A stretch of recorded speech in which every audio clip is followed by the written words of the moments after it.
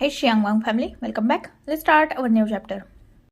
Wedding की सारी preparation हो चुकी थी और मोस्ट इम्पोर्टेंटली इस वेडिंग में पहले सिर्फ नी फैमिली इंक्लूड होने वाली थी, पर अब विंग ने सारी मीडिया में ये खबर फैला ली थी कि वो शादी कर रहा है, क्योंकि विंग ये बिल्कुल नहीं चाहता था कि कुछ दिन पहले जो ऑफिस में हुआ वो फिर से वांग जी के साथ हो। वो डरने लगा था वांग जी को लेकर, इसीलिए उसने हर तरफ न्यूज़ स्प्रेड करवा दी थी। साथ ही उसने बहुत सारे बड़े बड़े famous celebrities, businessmans, famous peoples, बहुत सारे लोगों को अपनी शादी में इनवाइट भी किया था, ताकि वो पूरी दुनिया के सामने वांग जी को अपना सके। शादी की फाइनली सारी प्रिपरेशन हो चुकी थी और आज शादी का दिन था। इवनिंग में शादी थी और विंग और वांग जी दोनों भी हद से ज़्यादा एक्साइटेड थे। उन दोनों को फिलहाल एक दूसरे की सामने आने की परमिशन नहीं थी। वो दोनों भी एक दूसरे से दूर रह रहे थे, क्योंकि ये मिंजू और याओ का ऑर्डर था। इसलिए सुबह से वांग जी अपने रूम में ही था। उसे अपना ब्रेकफास्ट, लंच भी अपने रूम में ही मिला था। साथ ही उसके रूम में आज सुबह से हद से ज़्यादा भीड़ लगी पड़ी थी, क्योंकि बहुत सारे मेकअप आर्टिस्ट, हेयर स्टाइलिस्ट वांग जी के रूम में थे। साथ ही वांग जी का ख्याल रखने के लिए मेंग्याओ और हुसैन भी वही थे। सब मिलकर वांग जी को वेल्ली ड्रेसअप कर रहे थे। साथ ही उसका मेकओवर भी चल रहा था। वही दूसरी तरफ विंग के रूम का हाल बिल्कुल ऑपोजिट था। उसके रूम में सिर्फ नी मिंजू और वेनिंग थे और वही दोनों विंग को रेडी कर रहे थे। कुछ देर बाद विंग फाइनली रेडी हो जाता है। नी मिंजू ने ही उसके हेयर्स को सेट किया था और विंग हद से ज़्यादा हैंडसम लग रहा था। एक सर्वेंट नी मिंजू को आकर ये बताता है कि प्रीस्ट आ चुके हैं और उन्हें बुला रहे हैं। तो नी मिंजू वेनिंग के साथ विंग को छोड़कर नीचे चले जाते हैं और वो बाकी प्रिपरेशन देखने लगते हैं। प्रीस्ट के साथ बात करने के बाद मिंजू विंग को बुलाने के लिए उसके रूम में जाते हैं और विंग फाइनली पोडियम पे खड़ा था, अपने ओमेगा का इंतज़ार करते हुए। प्रीस्ट जब ब्राइड को बुलाने के लिए कहते हैं तब पूरे मेंशन की लाइट्स डिम हो जाती है और स्पॉटलाइट सीधा एंट्रेंस की तरफ पड़ती है, जहां एक ब्यूटीफुल ओमेगा एक स्ट्रॉन्ग अल्फा का हाथ पकड़ते हुए अंदर एंटर कर रहा था। वांग जी ने जिस अल्फा का हाथ पकड़ा था वो वेनिंग था। ऑब्वियसली वांग जी की लाइफ में स्टार्टिंग से वेनिंग ही उसका अपना कहने के लिए था, इसीलिए आज वांग जी उसी के साथ एंटर कर रहा था। वांग जी उस वेडिंग अटायर में हद से ज़्यादा हैंडसम लग रहा था। फुल्ली वाइट वेडिंग अटायर पर गोल्डन कलर का वर्क किया गया था। साथ ही वांग जी के फेस पर हल्की सी वेल डाली गई थी, जिससे वांग जी और भी ज़्यादा अट्रैक्टिव लग रहा था। उसका फेस क्लियरली विजिबल नहीं था, पर उसके लिप्स और नीचे का हिस्सा नजर आ रहा था, क्योंकि वो वेल हाफ ही थी उसके फेस पर। वही विंग, वो तो वांग जी को देखकर ही पूरी तरीके से मेस्मराइज हो चुका था और अपनी ही दुनिया में खो चुका था। उसकी नज़र वांग जी से हट ही नहीं रही थी। वेनिंग वांग जी को लेकर फाइनली विंग के पास आ जाता है। विंग, जिसने जैसे ही देखा कि वांग जी उसके पास आ चुका है, अपने हाथ को वो आगे बढ़ाता है। वेनिंग बहुत सॉफ्टली वांग जी का हाथ विंग के हाथ में रख देता है और विंग के पास देखते हुए अपनी सॉफ्ट वॉइस में कहता है, मेरे लिटिल ब्रदर का ख्याल रखना। विंग एक स्माइल के साथ वेनिंग को अश्योरिंग नोट करता है और बाद में वो वांग जी को ऊपर ले लेता है। कुछ ही देर बाद वो दोनों भी आमने सामने खड़े थे और प्रीस्ट उन दोनों से भी वेडिंग वॉव्स लेने के लिए बोल रहे थे। वेडिंग वॉव्स लेने के बाद फाइनली वो दोनों भी अर्थ और हेवन को बो करते हैं। बाद में वो नी मिंजू के पास जाकर मेंग्याओ और नी मिंजू दोनों को बो करते हैं, क्योंकि उनके पेरेंट्स फिलहाल वही थे। वांग जी के लिए वेनिंग उसका बड़ा गग ही था, इसीलिए वांग जी उसे जाकर भी रिस्पेक्टफुली बो करता है, जिसे देखकर वेनिंग और हुसैन दोनों की भी फेस पर स्माइल आ चुकी थी। उसके बाद वो दोनों एक दूसरे को बो करते हैं और प्रीस्ट बाद में किसके साथ शादी को सील करने के लिए कहता है। जैसे ही ये बात विंग सुनता है, उसके फेस पर एक नॉटी स्माइल आ चुकी थी और वो वांग जी की तरफ देख रहा था। वांग जी ब्लश की वजह से अपने फेस को नीचे झुका चुका था। विंग वांगजी के वेस्ट के अराउंड अपने एक हाथ को डालता है। बहुत सॉफ्टली वो वांगजी को अपने पास खींचता है और उसे एक डीप और पैशनेट किस करता है। करीबन 2 ही मिनट के किस के बाद फाइनली आज विंग वांगजी को छोड़ देता है, क्योंकि ऑब्वियसली वो सबके सामने थे। पूरा वेडिंग हॉल क्लैपिंग की वॉइस से गूंज चुका था। हर कोई बहुत ज़्यादा हैप्पी था और इस ब्यूटीफुल मैरिज का गवाह बना था। सारी मीडिया हाउसेस विंग और वांगजी की इस मैरिज को कवर कर रहे थे। फाइनली वेडिंग कंप्लीट हो चुकी थी और अब वाइन टोस्ट करके उन्हें वेडिंग बैंक्वेट स्टार्ट करना था। कुछ ही देर बाद वो दोनों भी एक दूसरे को वाइन सर्व करते हैं और एक दूसरे के हाथ में अपने हाथ को इंटरवाइन करके एक दूसरे को वाइन पिलाते भी हैं। बाद में फाइनली उनकी शादी कंप्लीट हो चुकी थी और बैंक्वेट स्टार्ट हो चुका था। विंग को ये बैंक्वेट हद से ज़्यादा लंबा लग रहा था। उसे लग रहा था कि समय बीत ही नहीं रहा, क्योंकि विंग को वांगजी को लेकर यहाँ से भागना जो था, पर बहुत सारे बिजनेसमैन और बाकी लोग विंग से बातें कर रहे थे, इसलिए वो फिलहाल भाग भी नहीं सकता था। सब वांगजी से मिल रहे थे और विंग और वांगजी को कांग्रेट्स विश कर रहे थे। फाइनली धीरे धीरे सारे गेस्ट जाने लगते हैं और विंग एक रिलीफ की ब्रीथ लेता है, क्योंकि अब वो वांगजी को लेकर अपने वेडिंग रूम की तरफ जा सकता था। विंग वांगजी का हाथ पकड़ता है और उसे अपने साथ रूम की तरफ लेके जाने लगता है। तुरंत हुसैन वांगजी का दूसरा हाथ पकड़ के विंग की तरफ देखते हुए कहता है, अरे कहाँ जा रहे हो तुम दोनों? वांगजी, जिसे पता था कि विंग कितना ज़्यादा डिस्परेट था, वो हुसैन को एक थैंकफुल नज़रों से देख रहा था, क्योंकि जब बैंक्वेट चल रहा था तब भी विंग टाइम टू टाइम वांगजी को टीज कर रहा था अपनी नॉटी और शेमलेस बातों से, जिससे वांगजी को सच में रात के लिए डर लग रहा था। और जब हुसैन ने उन दोनों को रोका तो वांगजी को लगा कि हुसैन उसे बचाने के लिए आया है, पर विंग वो हुसैन की तरफ गुस्से से देखते हुए कहता है, क्यों, तुम्हें पता नहीं हम लोग कहाँ जा रहे हैं? तुम्हारी शादी नहीं हुई? ये सुनते ही हुसैन विंग की तरफ देखते हुए कहता है, क्या बात है, शादी होते ही आप तो पूरे चेंज हो गए विंग। विंग हुसैन की तरफ देखते हुए कहता है, अगर किसी न्यूली वेड कपल को उसके वेडिंग चैम्बर में जाने से रोकोगे तो मैं क्या, कोई भी तुम्हें गाली ही देगा। इनफैक्ट मैं तो भी अभी तक तुमसे रिस्पेक्टफुली बातें कर रहा हूँ, तो मुझे थैंक्स कहना चाहिए तुम्हें। ये सुनते ही हुसैन विंग की तरफ देखते हुए कहता है, हाँ वो सब जाने दो, मुझे एक्चुअली वांगजी से कुछ बात करनी है, इसीलिए आप जाओ, मैं वांगजी को बाद में भेज दूंगा। ये सुनते ही विंग हुसैन की तरफ देखते हुए कहता है, जो टिप्स इसे देनी होगी ना, मैं रूम में समझा दूंगा, और बाकी चीज़ें ये खुद अपने आप से समझ जाएगा, इतना छोटा बच्चा तो है नहीं है। तो अब मेरा रास्ता छोड़ो और मेरे ओमेगा को भी।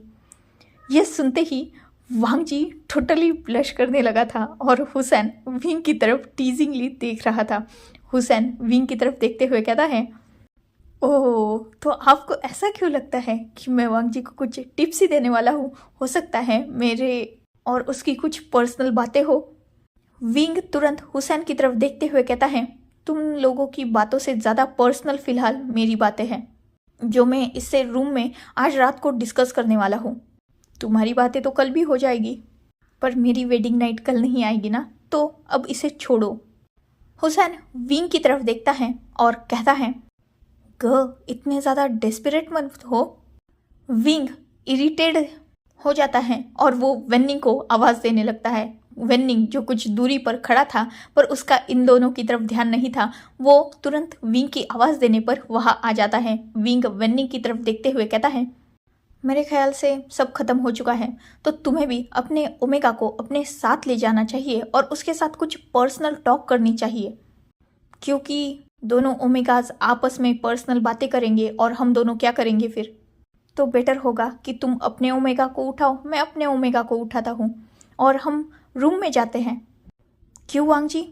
वांगजी जो ऑलरेडी नीचे देख रहा था वो कुछ बोल ही नहीं पा रहा था। वेन्निंग समझ जाता है कि हुसैन विंग और वांगजी को तंग कर रहा है, इसीलिए हुसैन को उसकी बाजू से पकड़ के वेनिंग अपनी तरफ करता है और उसे टीजिंग टोन में कहता है, माय ओमेगा चलो, हमारी भी बातें इनकम्प्लीट हैं, चलो। इतना बोलकर वो विंग की तरफ देखकर एक सॉफ्ट स्माइल के साथ कहता है, आई एम सॉरी, आप जा सकते हो, वैसे गगो को बता के जाना। इतना बोलकर वो भी स्माइल करता है। विंग वेनिंग की तरफ देखते हुए कहता है, क्यों, गगो को पता नहीं क्या क्या होने वाला है। इतना बोलकर वो सीधा वांगजी को अपनी गोद में उठा लेता है और उसे ऊपर की तरफ लेके जाने लगता है। वही वांगजी, वो तो हद से ज़्यादा रेड हो चुका था और हुसैन वेनिंग हंस रहे थे।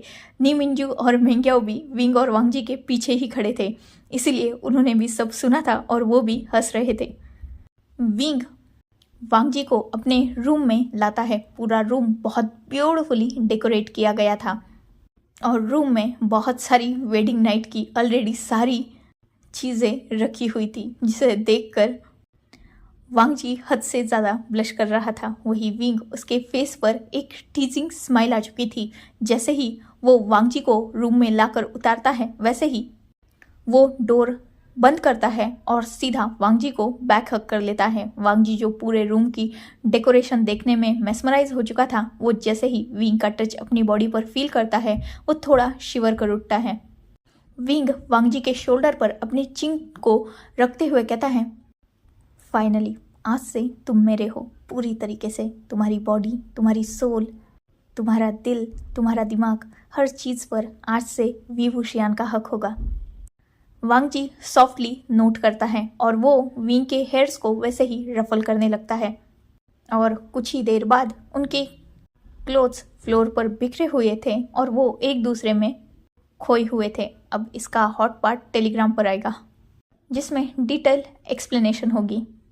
ऐसे ही वो दोनों अपनी वेडिंग नाइट स्पेंड करते हैं और फाइनली सुबह के 4 बजे जाकर वो कहीं रुके थे।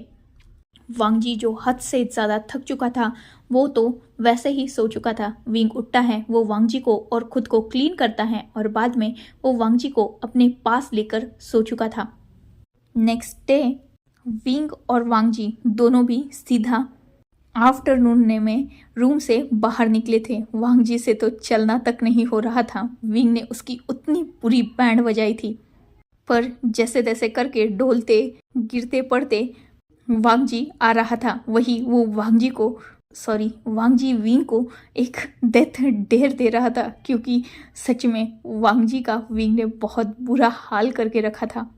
विंग तो चाहता था वांगजी की हेल्प करना, पर वांगजी ने विंग को सुबह ही बहुत ज़ोर से किक कर दिया था, साथ ही खुद के पास आने के तक मना कर दिया था, जिससे विंग परेशान हो चुका था। पर फिर भी वो अपने हिसाब से हो सके उतना वांगजी से दूर रहकर ही वांगजी की हेल्प कर रहा था। वांगजी जब ऐसे लड़खड़ाते हुए कदमों से डायरेक्टली लंच टाइम पे आता है, तब हर कोई उसे इस ऐसी अजीब चाल के साथ देखकर हंस रहा था, क्योंकि सबको पता था कि रात को क्या हुआ होगा। ऑब्वियसली विंग का रूम साउंड प्रूफ था, पर पता तो सबको ही था ना, तो सब हंस रहे थे। वही हुसैन, वो नहीं सुधरने वाला था। वो वांगजी को इतना बुरी तरीके से टीज कर रहा था कि वांगजी ने हुसैन को वैसे ही बैठे बैठे मारना स्टार्ट कर दिया था। वही हर कोई हंस रहा था। ऐसे ही इनका वो क्यूट दिन भी बीत जाता है, बहुत सारी ब्यूटीफुल मेमोरीज के साथ, और फिर से नाइट हो जाती है। विंग वांगजी के पास आने की कोशिश कर रहा था, पर वांगजी वो विंग को लगातार अपने आप से दूर रखने के लिए इधर उधर भाग रहा था। फाइनली पर विंग ने वांगजी को पकड़ ही लिया था और फिर से उनकी नाइट एक्टिविटी स्टार्ट हो चुकी थी। पर रात को ही विंग की रट ट्रिगर हो चुकी थी वांगजी की फेरोमोन्स की वजह से, और जैसे ही विंग की रट ट्रिगर हुई थी, उसने वांगजी के हिट को भी ट्रिगर कर दिया था। इसीलिए वो दोनों भी अब अल्फा ओमेगा रट और हीट में थे। ये बात जब बाहर पता चलती है तो नी मिंजू, वेनिंग और हुसैन और मिंजू विंग और वांगजी के लिए टाइम टू टाइम फूड और बाकी चीज़ें लेकर उनके डोर्स पर रख रहे थे, क्योंकि ऑब्वियसली सब जानते थे कि विंग एक डोमिनेटेड अल्फा है और डोमिनेटेड अल्फा की रट हद से ज़्यादा डेंजरस होती है। इस दौरान उसके अल्फा, मतलब उस अल्फा और ओमेगा को तंग करना मतलब मौत के लिए इनविटेशन दे के आना। इसीलिए सब उनका ख्याल दूर से ही रख रहे थे। वही विंग और वांगजी वो दोनों भी 7 दिनों तक लगातार अपने रूम में थे। भले ही विंग रट में था, फिर भी वो वांगजी का बहुत अच्छी तरीके से केयर कर रहा था। टाइम टू टाइम वांगजी को क्लीन करना, उसके लिए खाना लाना, उसकी बॉडी की मसाज करना, उसकी केयर करना, हर चीज़ विंग कर रहा था। साथ ही उन दोनों ने वेडिंग नाइट पे ही एक दूसरे को मार्क भी कर लिया था और अब वो दोनों एक दूसरे के मार्क अल्फा और मार्क ओमेगा थे। ऐसे ही दिन बीत जाते हैं। 4 साल बाद वे मेंशन के गार्डन में 3 कपल बैठे हुए थे और सामने 3 छोटे छोटे बच्चे एक दूसरे के साथ खेल रहे थे। विंग के वेडिंग के करीबन 3 दिन बाद ही सबको पता चला था कि मेंग्याओ प्रेग्नेंट है। ये जानकर हर कोई खुश हो चुका था, पर वांगजी और विंग को ये खबर थोड़ी लेट मिली थी क्योंकि ऑब्वियसली वो हीट और रट में थे। पर वो दोनों भी ये बात जानकर बहुत ज़्यादा खुश थे। मेंग्याओ की प्रेगनेंसी में हर कोई उसका साथ अच्छी तरीके से दे रहा था, उसकी हर कोई केयर कर रहा था। नी मिंजू और नी हुसैन ने भी अपनी फैमिली के साथ सारे रिश्ते नाते तोड़ दिए थे, इसीलिए उन्हें ना अब मास्टर नी और नी विलेज से कोई लेना देना था। वो सब अब विंग के साथ ही रहने लगे थे और विंग उनका बिल्कुल अपनी फैमिली की तरह केयर करता था। जब विंग को ये पता चला था कि मेंग्याओ की प्रेगनेंसी थोड़ी कॉम्प्लिकेटेड है, तब विंग ने बेस्ट गायनोकोलॉजिस्ट को मेंग्याओ के लिए अपॉइंट किया था और मेंग्याओ की सब बहुत अच्छी तरीके से केयर करने लगे थे। 9 मंथ बाद मेंग्याओ ने एक ब्यूटीफुल अल्फा गर्ल को जन्म दिया था, पर इस अल्फा गर्ल के बर्थ से पहले ही मतलब 2 मंथ्स पहले ही सबको सेकंड बेबी के आने की खुशी मिल चुकी थी, जो हुसैन का था। और मेंग्याओ ने जब बेबी को बर्थ दिया था, उसके 7 मंथ बाद ही हुसैन ने एक क्यूट ओमेगा बॉय को बर्थ किया था। मिंजू और मेंग्याओ की बेबी गर्ल का नाम मिनयाओ रखा गया था और हुसैन और वेनिंग की बेबी बॉय का नाम हुआनिंग रखा गया था। सबके दिन बहुत अच्छी तरीके से बीत रहे थे। बेबीज के आने के बाद हर कोई हद से ज़्यादा खुश था। अब बारी थी वांगजी की। इन दोनों बेबीज के लगभग 10 मंथ बाद सबको ये पता चला था कि वांगजी भी प्रेग्नेंट है और विंग वो तो वांगजी की हद से ज़्यादा केयर करता था। वांगजी के मूड स्विंग्स को हैंडल करना, वांगजी को हमेशा पैम्पर करना, उसके हर टैंट्रम को झेलना, उसकी हर रिक्वेस्ट को कंप्लीट करना, ये विंग का काम बन चुका था। और फाइनली 9 मंथ्स बाद वांगजी एक लिटिल क्यूट से अल्फा बॉय को बर्थ देता है, जिसका नाम उन दोनों ने मिलकर वांगशियान रखा था। और वही तीनों चाइल्ड आज गार्डन में एक दूसरे के साथ खेल रहे थे और ये तीनों कपल अपने चाइल्ड्स की तरफ देखकर मुस्कुरा रहे थे। रॉन्ग कॉल से शुरू हुआ ये सफ़र फाइनली बहुत ब्यूटीफुल एंडिंग हासिल कर चुका था। एक रॉन्ग कॉल ने विंग को ब्यूटीफुल फैमिली दी थी और उसी रॉन्ग नंबर को डायल करने की वजह से वांगजी को भी एक हद से ज़्यादा केयरिंग, लविंग और हैंडसम अल्फा मिल चुका था। नी हुसैन और वेनिंग को एक दूसरे का प्यार मिल चुका था और नी मिंजू मेंग्याओ को एक परफेक्ट फैमिली मिल चुकी थी। ये तीनों भी कपल एक दूसरे का हद से ज़्यादा ख्याल रखते थे और हद से ज़्यादा एक दूसरे से प्यार करते थे। विंग को फाइनली बिल्कुल वैसी फैमिली मिल चुकी थी जैसे वो चाहता था, जिसमें हर कोई बस केयर के लिए था, ना कि स्वार्थ के लिए। कोई भी पैसे के पीछे नहीं भागता था। आज वो सब लोग बहुत ज़्यादा खुश थे और इसी स्वीट सी एंडिंग के साथ फाइनली ये wrong call but right person fan fiction complete होता है। ये कोई बहुत ज़्यादा पेनफुल और सैड स्टोरी नहीं बनाई थी, एक नॉर्मल स्टोरी थी जिसे सच में शेयर करके मुझे भी हद से ज़्यादा खुशी मिली। सो आप मुझे ज़रूर बताना कि आपको ये स्टोरी सुनकर कैसे लगा। पसंद आई हो तो कमेंट्स में बहुत सारे कमेंट्स करना और लाइक शेयर करके चैनल को सब्सक्राइब कर देना। Good bye, take care, enjoy your beautiful life.